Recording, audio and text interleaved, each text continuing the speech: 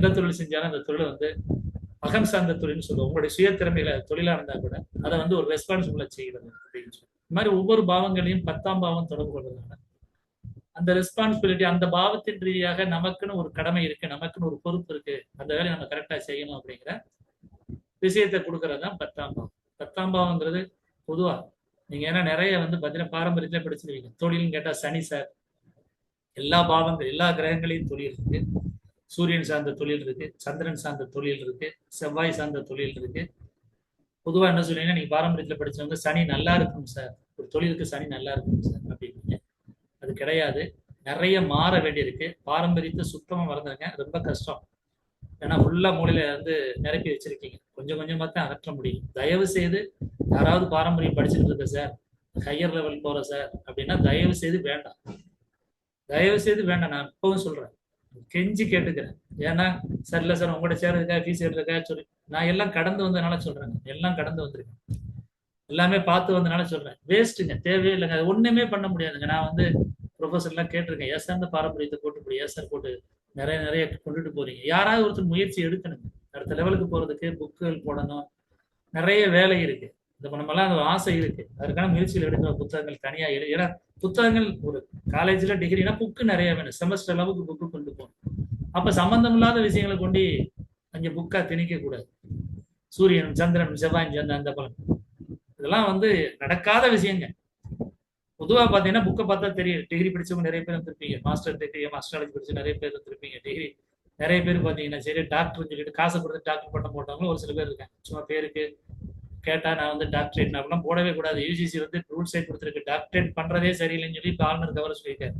இந்த விஷயத்துல வந்து பாத்தீங்கன்னா நிறைய பேர் உங்களை கூப்பிட்டாங்க, யாரெல்லாம் அஸ்ட்ராலஜி படிச்சா உங்களை நாங்கள் டாக்டர் பண்ண தரோம் சார், அதெல்லாம் தயவுசெய்து காசு கொடுத்து வாங்காதீங்க, எதுக்குமே பிரயோஜனப்படாது. நல்லா புரிஞ்சுக்கிறீங்க, எதுக்குமே பிரயோஜனம். டாக்டர் பட்டம் அப்படி படிக்கணும்னு நினைச்சுன்னா ஒரு டிப்ளமா வாங்கிக்கிறேங்க, ஒன்றும் வேண்டாம். யூனிவர்சிட்டிலையா இல்லை ஏதாவது போய் டிகிரி முடியாதா, டிகிரி முடிச்சா மாஸ்டர் டிகிரி பண்ணி வச்சுக்கிறீங்க, இல்லையா மாஸ்டர் டிகிரி அஸ்ட்ராலஜி படிச்சுன்னா டாக்டரேட் பண்ணி வச்சுக்கிறீங்க, வேணாம்னு சொல்லுங்க. ஆனா முதல்ல ஜாதகம் பார்த்துக்கிட்டு சம்பாதிச்சுட்டு செலவழிங்க. சும்மா போட்டுக்கிட்டு காசை போட்டு தேவையில்லாம அதுல போய் செலவழிச்சுட்டே இருக்காங்க. நல்லா சம்பாதிச்சேன், அதுக்கு பின்னாடி போய் டாக்டரேட் படித்தேன், நாங்கள் ஒரு செலவழிச்சோம் இல்லைன்னு சொல்லுவேன், லட்சக்கணக்கில் செலவழிச்சோம். ஆனாலும் என்ன செய்யறோம், நாங்கள் சம்பாதிச்சோம், ஜோதிடத்துல சம்பாதிச்சோம். ஜோதிடத்தை சம்பாதிச்சு மூத்த பொண்ணு கல்யாணம் முடிச்சு கொடுத்தான், அதே மாதிரி ஜோதிடத்துல சம்பாதிச்சு வீடு கட்டினோம், இடம் வாங்கியிருக்கோம், கார் வாங்கியிருக்கோம். இன்னைக்கு வரையும் ஜோதிடம் தான் சோறு போடுது. காலைல எந்திரிச்ச உடனே 2 பேர் பணம் போட்டாங்க, 12,000 ரூபாய் போட்டிருக்காங்க பணம், சரிங்களா. இன்னைக்கு இல்லாட்டாலும் நான் ஜாதகம் பார்த்தாலும் எனக்கு பணம் வரும், சரிங்களா. நீங்க ஞாயிற்றுக்கிழமை கிளாஸ் இருக்கிறதுனால நம்ம ஜாதகம் பார்க்கறது இல்லை. இப்போ ஜாதகம் பார்க்கறதுக்கா 2 பேர் கேட்டிருக்காங்க. கண்டிப்பா என்ன செய்வோம், நாளைக்கு இருந்து ஜாதகம் பார்க்க உட்காந்துருக்கணும். ஒரு நாளைக்கு சராசரியா 10 ரூபா பார்க்கக்கூடிய தொழில் இது, கூட ஆக்கலாம், கண்டிப்பா குறையாது எனக்குலாம். இப்போ அப்படிப்பட்ட தொழில் இருக்கிறதுனால நம்ம வந்து நான் மட்டும் என்ன வானத்துக்கு வந்து குதிச்சு வர, எனக்கு என்ன 2 கொம்பா இருக்கு, எதுவுமே இல்லை. அதனால இயல்பா வந்து பாத்தீங்கன்னா ஒவ்வொருத்தருக்கும் ஒரு வாழ்க்கை முறை உண்டு. அந்த வாழ்க்கை முறையில இருந்து நீங்க எதுவுமே மாற வேண்டாம். இல்ல சார் நான் காலைல குளிக்க மாட்டேன் சார், அது உங்க வாழ்க்கை முறை, சனிக்கிழமை ஒன்றும் பிரச்சனை இல்லை. அதுக்காக ஜாதகம் பார்க்கறத போய் நம்ம நிக்க முடியுமா, அப்படி இப்ப நடிக்க வேண்டியிருக்கு. அப்ப என்ன செய்யணும், சுத்தமாவது என்ன செய்யணும், சுத்தமா இருக்கிற மாதிரியாச்சும் பட்டையை போட்டாவது போய் நிக்க வேண்டியது. அப்பதான் ஜோதிடங்கிறது மக்கள் ஏற்கிறாங்க, தெரியுதுங்களா. அந்த மாதிரி காலகட்டம் உங்களுக்கு ஒரு பேர் வருது, நல்லா பாக்குறாங்க அப்படிங்கிற பேர் வர்றதுக்கு அடுத்தடுத்த லெவலுக்கு போறதுக்கு என்னவோ நாங்க அடுத்தடுத்து கொண்டுட்டு வரோம். ஏன்னா அதுல என்னென்ன கவர் ஆகும்னா திருமண பொருத்தம் வந்துடும், பரிகாரங்கள் வந்துடும், மருத்துவ ஜோதிடம் வந்துடும், ஆலயங்களுக்கு எந்தெந்த ஆலயங்களுக்கு போகலாங்கிறது வந்துடும். நான் ஆரம்பத்திலேயே சொல்லிட்டேன், சாஃப்ட்வேர் மஸ்ட், சாஃப்ட்வேர் இல்லாமல் எதுவும் போக முடியாது. ஒரு 5வது வகுப்பு இல்லை ஒரு 10 வகுப்புகள் அதிகபட்சம், 7, 8வது வகுப்புல இருந்து பிராக்டிஸ் கொடுக்க ஆரம்பிச்சிருவேன். பிராக்டிஸ் கொடுக்கும்போது சாஃப்ட்வேர் மஸ்ட்ங்கிறத முன்னாடியே சொல்லிட்டேன். இந்த 7, 8 வகுப்புகள்ல பாவங்களை நல்லா படிச்சுக்கிறேன். 10ஆம் பாவத்துக்கு அடுத்து 11ஆம் பாவம் வருது. 11ஆம் பாவத்துல வந்து பாத்தீங்கன்னா மெயினான கேள்விகள்ங்கிற போது பொதுவா வந்து பாத்தீங்கன்னா இந்த மூட்டு வலி வரும் நிறைய பேருக்கு. 11ஆம் பாவம் கெட்டு போச்சு, கால் உட்கார்ந்து எந்திரிக்க முடியல சார், இந்த பிரச்சனைகள் நிறைய வரும். அதே மாதிரி யாரையும் நம்பி போய் ஏமாந்துருவாங்க. 11ஆம் பாவத்துல கெட்டு போச்சுன்னா பண்ணி கூட கௌதம் சார் ஜாதகம் பார்த்தோம், 11ஆம் வீட்டுல நம்பி கெட்டு போறது, யாரையும் போய் ஈஸியா நம்பிடுவாங்க, நல்லா நினைச்சுக்கிட்டு போய் கெட்டு போறது, அந்த மாதிரி வந்து இருக்கக்கூடாது. அந்த மாதிரி ஒரு சில பாவங்கள்ல 11 உண்டு. இது இவர் வந்து நமக்கு நன்மையை கொடுப்பாரு, இவர்கிட்ட போனா நமக்கு ஒரு நன்மை கிடைக்கும்னு சொல்லி போயிட்டு மாட்டிக்கிறது, இதுதான் 11ஆம் பாவம் சொல்லுவோம். 11ஆம் பாவம் எந்த பாவத்துல போய் உட்காருதோ அந்த பாவத்தின் விரயம் வராது, அதை மட்டும் நல்லா ஞாபகம். என்னுடைய ஜாதகத்துல 1ஆம் பாவத்துக்கும் 11ஆம் பாவத்துக்கும் ஆயில்ய நட்சத்திரம். 1க்கு மட்டும் இருந்தாச்சுன்னா இந்த அளவுக்கு ஜாதகம் சொல்ல முடியாது. என்னுடைய ஜாதகத்துல நல்லா புரிஞ்சுக்கிறீங்க. லக்ன பாவம் எனக்கு வந்து புதன், ஆயில்ய நட்சத்திரம்.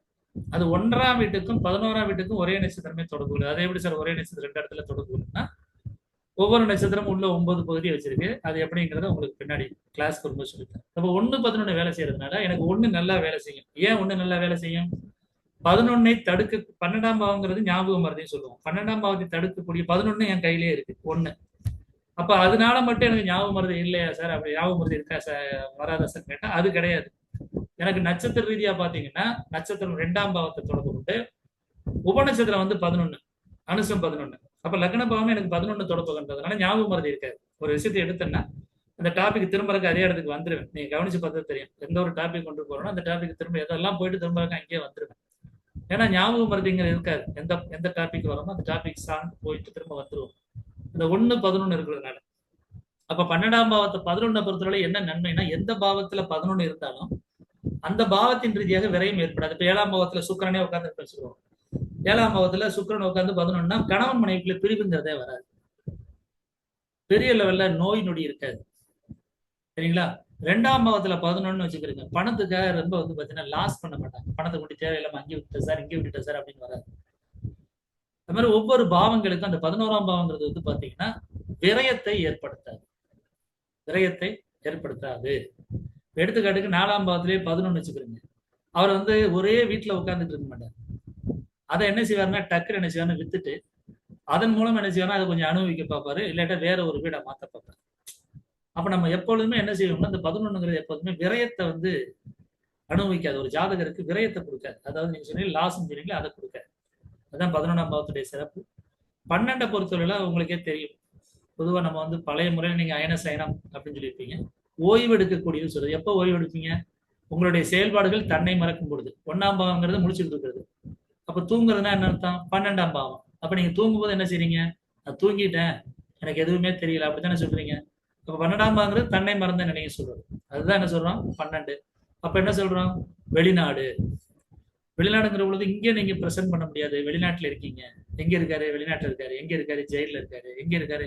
பெங்களூர்ல இருக்காரு. இந்த மாதிரி விஷயங்கள்லாம் 12 மறைந்துன்னு சொல்றது. மறைந்துன்னு சொல்றது. நேரடியா ஒரு விஷயம் இப்ப நானே இப்ப சென்னை வந்ததுக்கு பின்னாடி ஒரு ஃபங்க்ஷன் அப்படின்னா, இன்னைக்கு ஒரு ஃபங்க்ஷன் ராம்நாள் நடக்குது, என்னால போக முடியல. இப்ப நான் என்ன செய்யறேன்?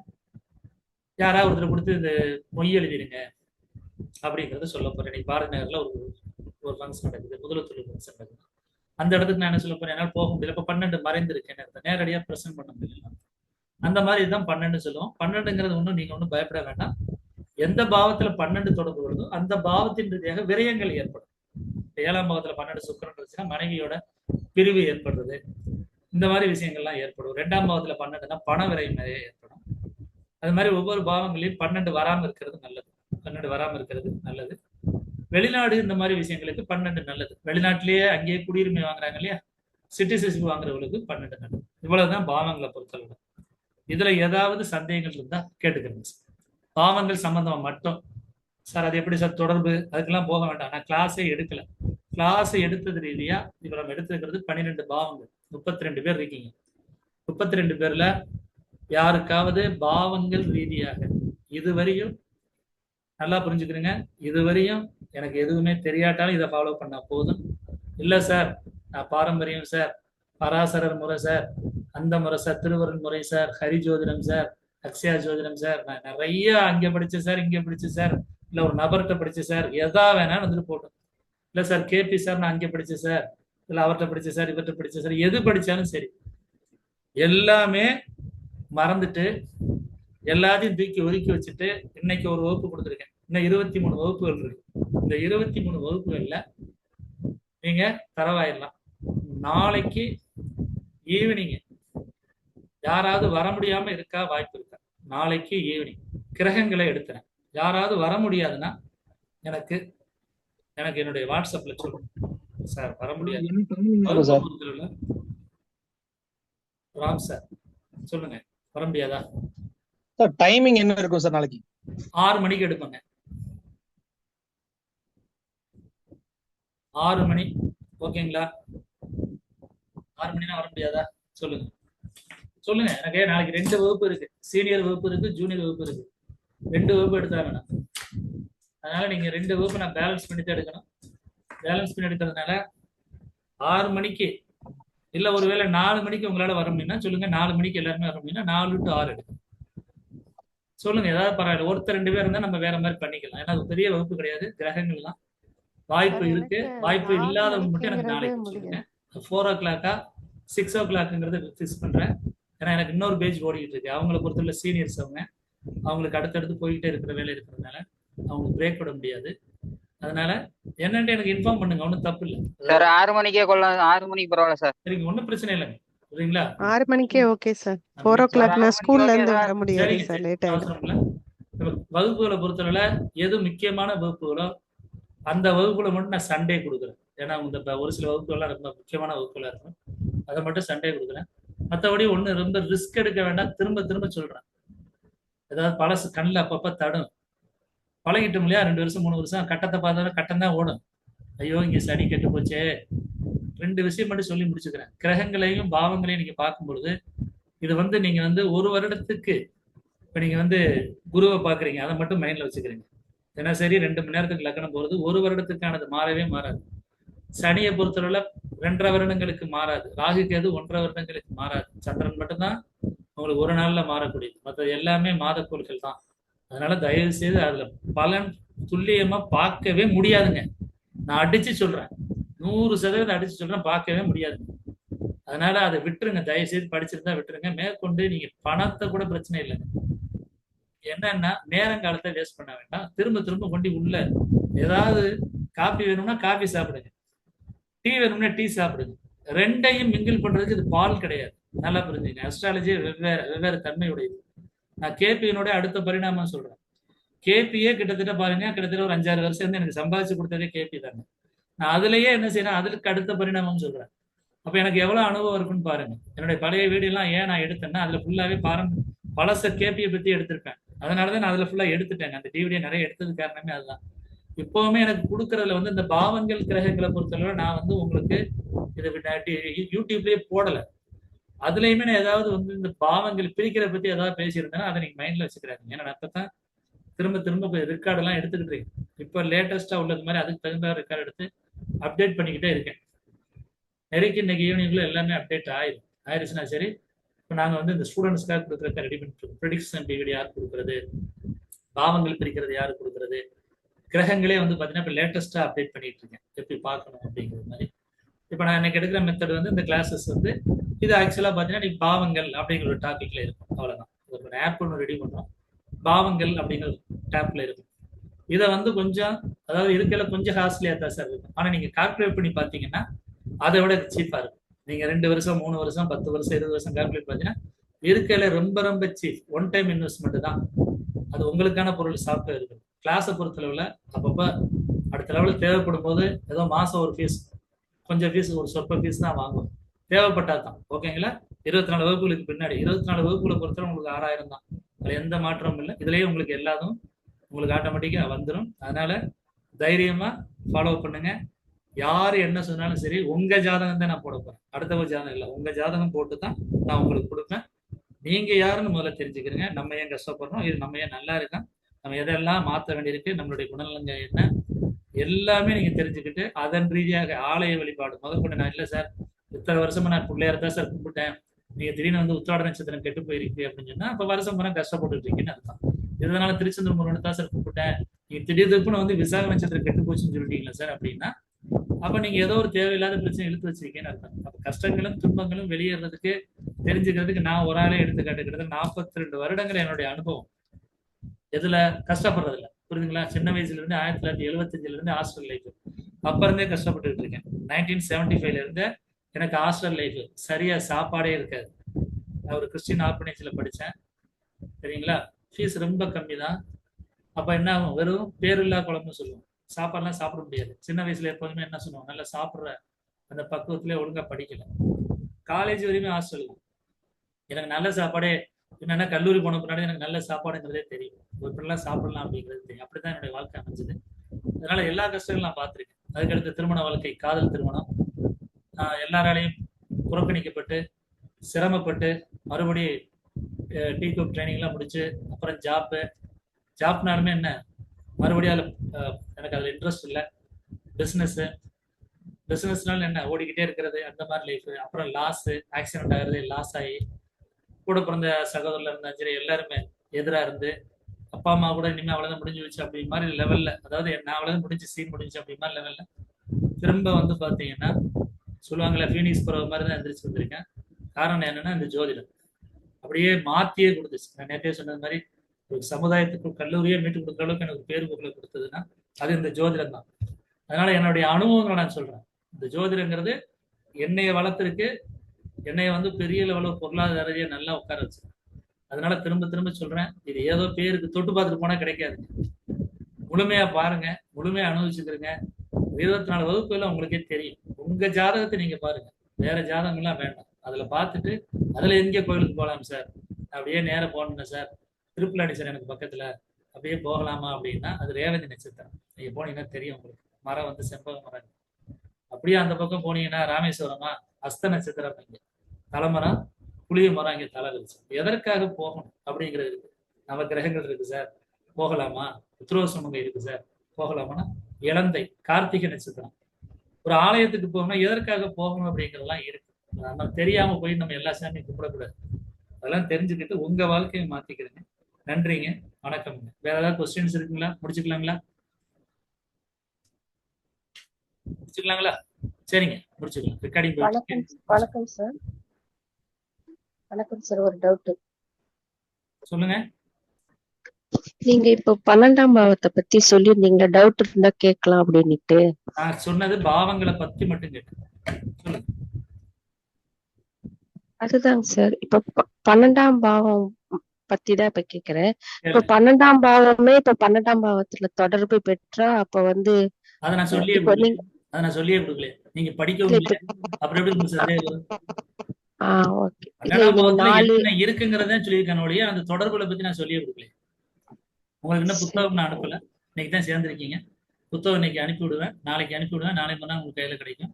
இல்லை சென்னை பக்கமா இருக்கனால வந்தீங்கன்னா கூட வாங்கிட்டு போய்க்கிறேங்க. அது போக இது வந்து இப்ப நான் காய்கறி வாங்கணுங்க அப்படின்னா சொரக்காய் வாங்கணும்னு சொல்லியிருக்கேன். சொரக்காயை வாங்கிட்டு வர்றது மட்டும்தான் உங்க வேலை. சொரக்காயை வந்து எப்படி சமைக்கணுங்கிறத நான் சொல்லி கொடுக்கல. சொல்றதுங்களா?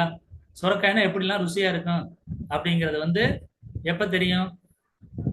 அனுபவிச்சாதான் தெரியும். அப்ப நம்ம பாவங்கள்ல என்னென்ன இருக்குங்கிறது மட்டும் தெரிஞ்சிருக்கோம். அந்த பாவங்கள் நம்ம அப்ளை பண்றது பத்தியே உள்ள போகல. பாவங்களை படிக்கிறது உங்க வேலை, இது ஏன் வேலை இல்லை. ஏற்கனவே சொல்லிட்டேன். நீங்க படிச்சுக்கிறேன்னு. அப்ப நீங்க என்ன சார் கொடுத்துருக்கீங்க படிக்கிறதுக்குன்னா? புத்தகம் கொடுத்துருக்கேன். உங்களுக்கு இன்னும் புத்தகம் வரல. புத்தகம் இன்னைக்கு 2 பேரும் சேர்ந்து உங்களுக்கு இன்னைக்கு அனுப்பிச்சு விட்டுருவேன். ராம்பிரசாத் சாருக்கும் உங்களுக்கு அனுப்பிச்சு விட்டுருவேன். வேற யாராவது புதிதாக சேர்றவங்க இன்னைக்கு தொடர்புல கொள்ளுங்க. புனிதா மேடம் வந்திருக்கீங்க, மீனா மேடம் வந்திருக்கீங்க. வேற யாராவது புதுசா வந்திருந்தீங்கன்னா நீங்க வந்து என்னை தொடர்பு கொள்ளுங்க. ஜாயின் பண்றேன் அப்படின்னா புக் அனுப்பிச்சு விட்றேன். 6000 ரூபாய் கட்டினீங்கன்னா உங்களுக்கு மொத்தமா கட்டினீங்கன்னா அந்த லிங்க் அனுப்பிச்சு விட்றேன். வேற யாராவது புதுசா வந்திருந்தீங்கன்னா பாத்துக்கிறேங்க. வேற யாரும் வந்திருக்கா புதுசா? எப்பவுமே சேர்ந்தவங்க வந்து நிறைய வந்திருப்பீங்கன்னு நினைக்கிறேன். ஒரு வேளாராக வந்திருந்தாலும் அதை நீங்க ஃபாலோ பண்ணிக்கிறீங்க. இன்னும் ஒண்ணு நான் திரும்ப திரும்ப சொல்றேன், முழுமையா படிச்சா மட்டும்தான் தெரியும். இடையில அறகுறையா வந்துட்டு போனீங்கன்னாலும் புரியாதுங்க. அதை பார்த்துக்கணும். அது யாருங்க சார்? வெற்றியின் மைந்தன் யாருன்னு தெரிஞ்சுக்கலாங்களா சார்? வெற்றியின் மைந்தன் ஜூம்ல வருதுங்க. யாருங்க? அடுத்த தடவை வரும்போது உங்களுக்கு சொல்லுங்க, இல்லாட்டி யாருனாலும் சொல்லுங்க. வெற்றியின் மைந்தன் யாரு சார்? சரிங்க, இதுதான் நமக்கு தெரியாத நபர்களை அளவு பண்றதுங்க. அடுத்த அளவு பண்ண மாட்டேன். யாருன்னு பாத்துக்கிறேங்க.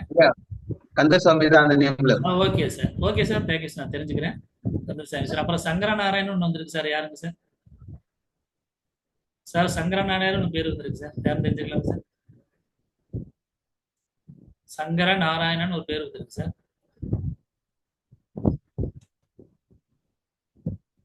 சார் தெரியுதுங்களா? சங்கர நாராயணன் சார் யாருன்னு தெரியுதா? மீனா பாலா மேடம் ஒரு மிஸ் கால் கொடுக்க மேடம். நம்பர் இருக்குல்ல மேடம் உங்கள்கிட்ட? என் நம்பர் இருக்குல்ல மேடம் உங்கள்கிட்ட? இருக்கு சார். ஓகே, ஒரு மிஸ் கால் கொடுங்க மேடம். உங்க நம்பர் என்கிட்ட இல்ல. சங்கரநாராயண் சார் யாருன்னு தெரிஞ்சுக்கலாமா சார்? அடுத்தடுத்து கிளாஸ் போகும்போது நாளைக்கே கிளாஸ் இருக்கு. நான் ஒன்லி ஜாயின் பண்ணவங்க மட்டும் தான் நாளைக்கு அலோவ் பண்ணுவேன். நாளைக்கெல்லாம் குரூப்ல எதுவும் லிங்க் வராது. இன்னைக்கு எனக்கு குரூப் இந்த ஜாயின் பண்ற குரூப் எல்லாம் தனியா இருக்கும், அவங்களுக்கு மட்டும் தான் லிங்க் போகும்.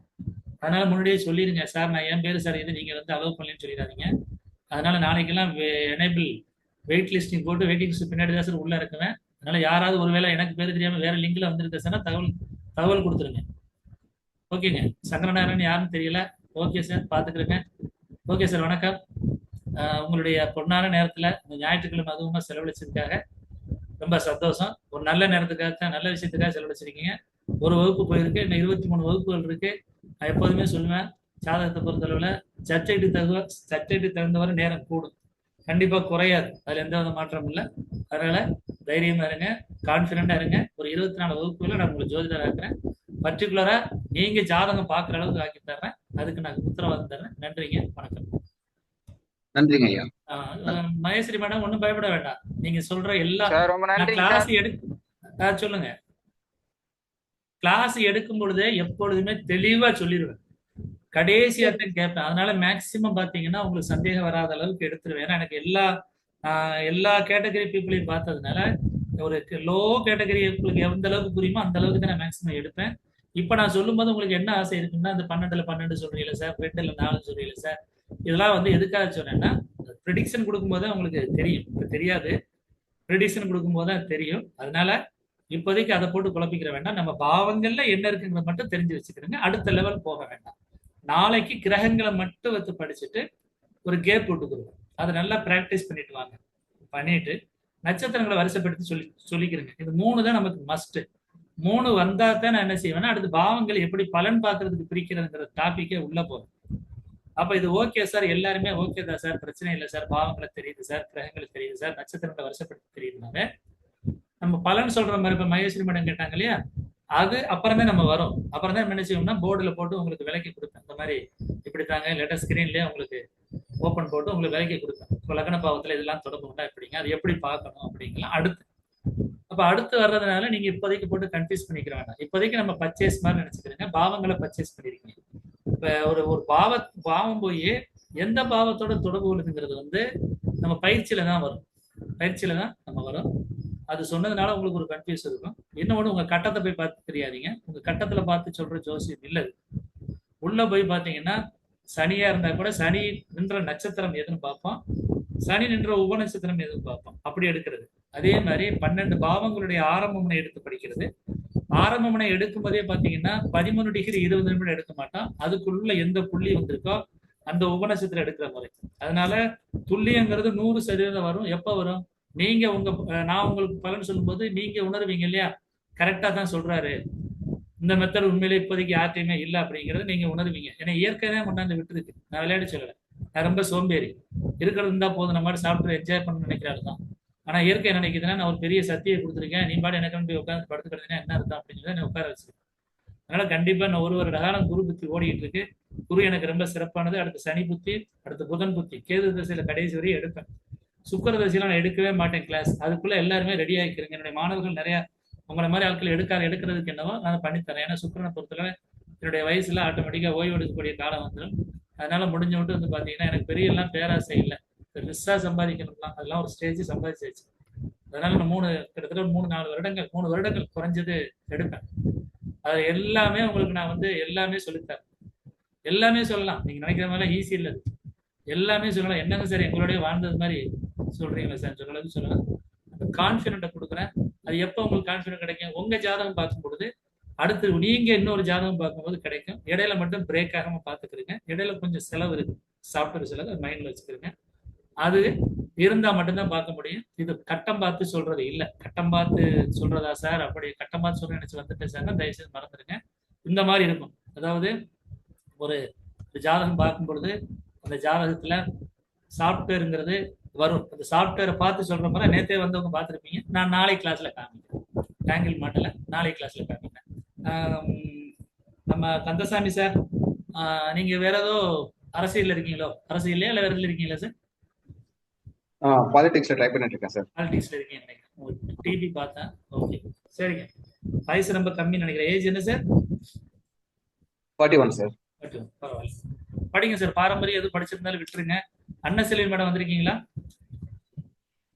அன்னசெல்வி மேடம் வந்திருக்கீங்களா? ஹலோ, ஹலோ சார், சொல்லுங்க சார்.